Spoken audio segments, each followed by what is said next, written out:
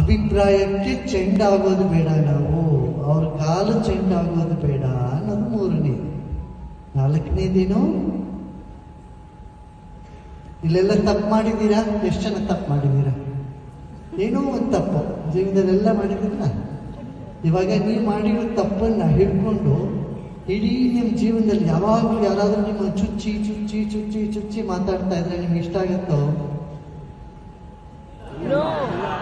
ಏನ್ ಹೇಳ್ತೀರಾ? ಏನೋ ಆಗೋಯ್ತು ಬಿಡ್ರಿ, ಮುಂದೆ ನಡ್ರಿ ಅಂತ ಅಂತೀರೋ ಇಲ್ಲೋ? ಹೌದು.